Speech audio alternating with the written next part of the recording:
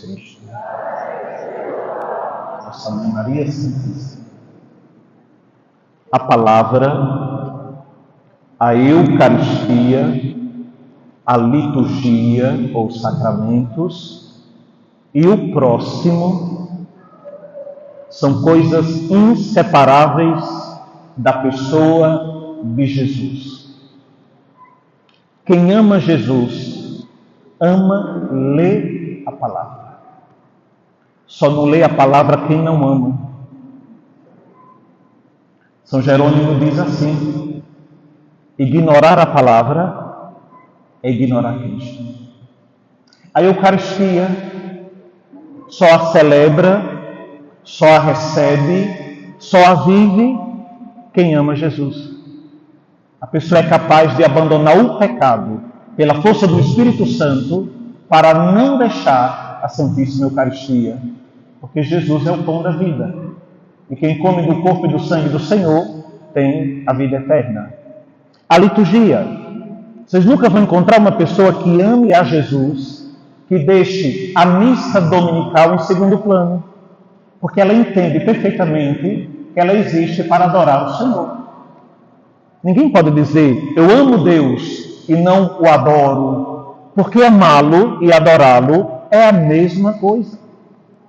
Pode acontecer que um dia estejamos doentes ou viajando, mas fora isto, não estar na presença do Senhor na liturgia é um sinal muito simples de que nós não amamos o Senhor sobre todas as coisas.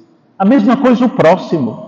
Foi na última ceia que Jesus disse: amai-vos uns aos outros como eu vos amei. Por isso que ele tirou o manto e lavou os pés. E ele disse: deixo-vos o exemplo, para que assim como eu fiz, façais vocês também. Então, meus irmãos, quem ama Jesus de verdade, naturalmente vai amar a palavra e vivê-la, vai amar a Eucaristia e vivê-la, vai amar a liturgia e vivê-la, e vai amar o pobre, o outro, o irmão, e servi-lo. Mas neste domingo, o terceiro do tempo comum, nós estamos diante da realidade da palavra. Eu sei que vocês amam Jesus e sei que vocês amam a palavra. Tome comigo a primeira leitura. Não sei se vocês perceberam a emoção que está contida na primeira leitura de hoje do livro de Neemias, capítulo 8. O que aconteceu aqui nesta leitura?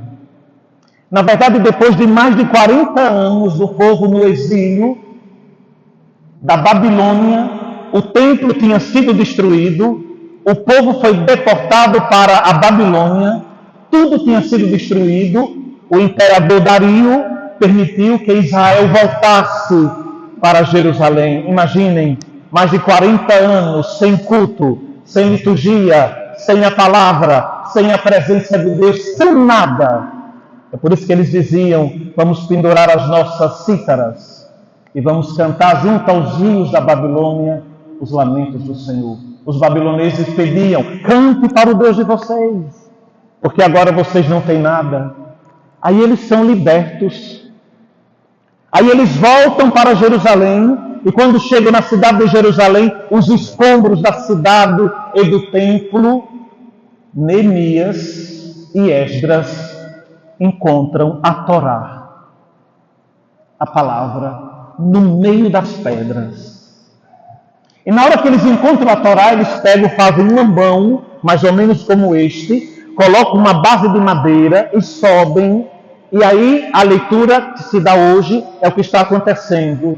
Tome o versículo 2. O sacerdote Esdras apresentou a lei diante da assembleia de homens e de mulheres e todos os que eram capazes de compreender. Era o primeiro dia do 7º mês. Assim, na praça que fica de frente à porta das águas, Esdras fez a leitura do livro desde o amanhecer até o meio-dia. Eles passaram a manhã inteira lendo a palavra, escutando a palavra e chorando, porque diziam: Deus voltou a falar de novo conosco. Eu sei que nós temos em casa a nossa Bíblia, a nossa palavra. Este é o sentimento que nós devemos ter diante da palavra. quer seja na missa, quer seja na oração pessoal. O nosso coração e a nossa alma precisam tremer diante da presença.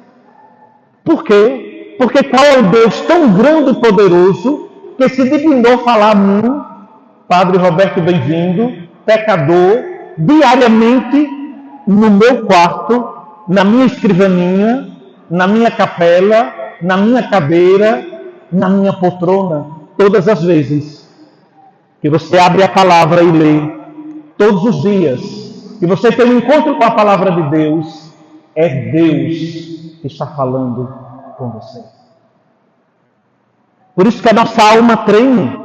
É por isso que nós não deixamos a leitura da palavra de Deus somente para a missa, porque nós não amamos o Senhor somente aos domingos, das 17 às 18 horas. Não tem condição. Isso não seria amor. Nós não amamos o Senhor em um determinado horário do dia. Nós amamos o Senhor 24 horas. Por isso que nós lemos a palavra de Deus um pouquinho todo dia em casa. Esta é a primeira leitura. Vamos para o Evangelho. O Senhor Jesus está na cidade de Nazaré, a cidade onde ele se criou. Só que ali ninguém acreditava nele. E ali ele começa a pregação. Ele vai para a sinagoga, é dia de sábado, e ele vai para o ambão, para o bema, também chamado de bema, o ambão. Ele sobe, dão a ele o livro do profeta Isaías, e ele abre no capítulo 61, que é a leitura que vocês acabaram de ouvir. Versículo 14 do capítulo 4. Jesus voltou para a Galileia com a força do Espírito Santo e sua fama espalhou-se por toda a redondeza. E ele ensinava nas suas sinagogas e todos elogiavam. E veio à cidade de Nazaré, onde se tinha criado. Conforme seu costume, entrou na sinagoga no sábado e levantou-se para fazer a leitura. Deram-lhe o livro do profeta Isaías. Abrindo o livro, Jesus achou a passagem que está escrito. Vamos ler juntos? O Espírito do Senhor está sobre mim, porque Ele me consagrou com a unção para anunciar a boa nova aos pobres. Enviou-me para proclamar a libertação aos cativos e aos cegos a recuperação da vista, para libertar os oprimidos e para proclamar o ano da graça do Senhor. Até aqui o Senhor leu Isaías. Mas veja que coisa linda. Versículo 21. Então começou a dizer-lhe, vamos ler juntos, hoje se cumpriu esta passagem da Escritura que acabastes de ouvir. Aquelas pessoas ali na sinagoga não sabiam que tinham diante de si a palavra encarnada, explicando a palavra que falava sobre ele. Que cena linda! É a primeira vez que a palavra no ambão explica a própria palavra falando de Jesus. Então, meus irmãos, para não me prolongar, a pessoa que ama Jesus, primeiro, ela tem intimidade com a palavra.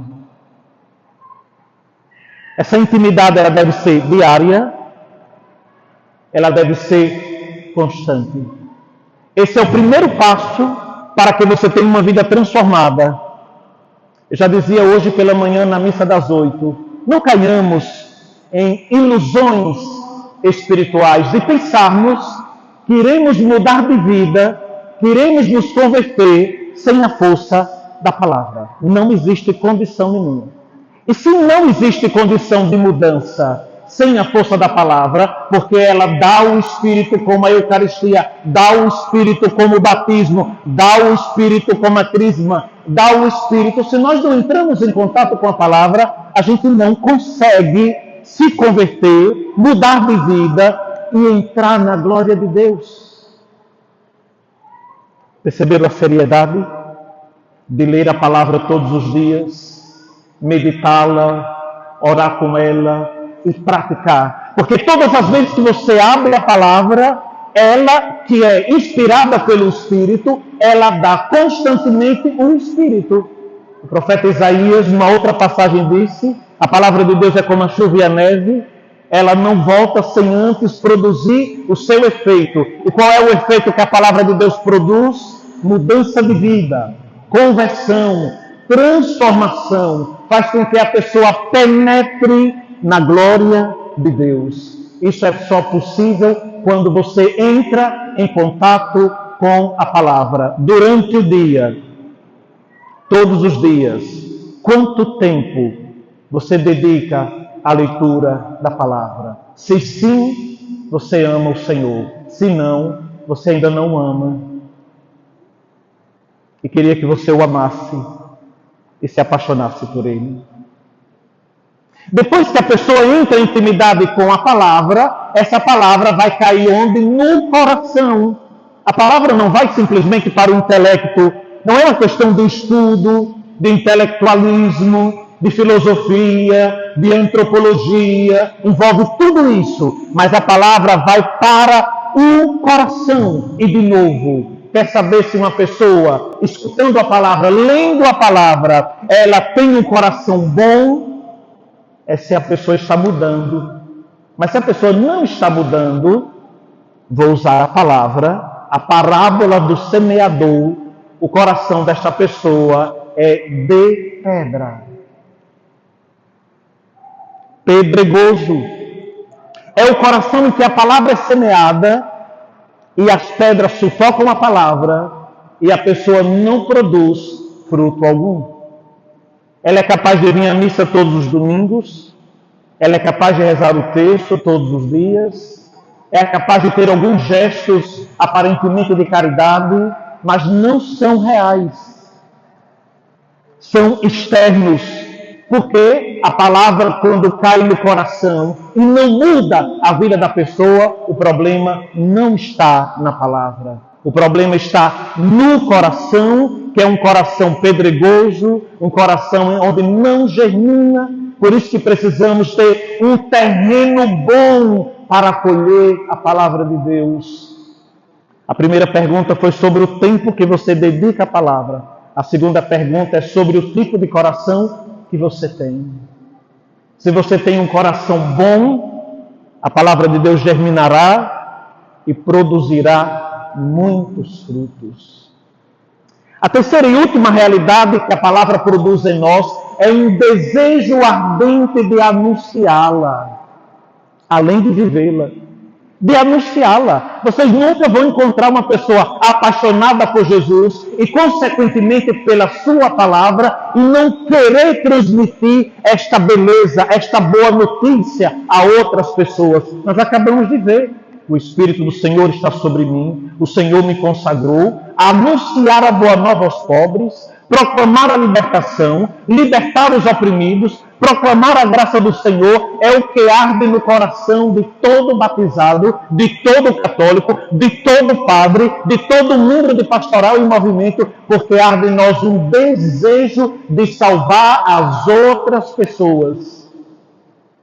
Aqui vai a terceira pergunta. Você tem evangelizado com simplicidade na força da palavra? Se sim, esta palavra está conduzindo você. Se não, você ainda não despertou. Por isso vamos pedir a Deus nosso Senhor a graça de nos apaixonarmos por Jesus. Porque os apaixonados por Jesus o amam. E Ele está na palavra. Ele está na Eucaristia, Ele está na liturgia e Ele está no irmão. Glória ao Pai, ao Filho e ao Espírito Santo.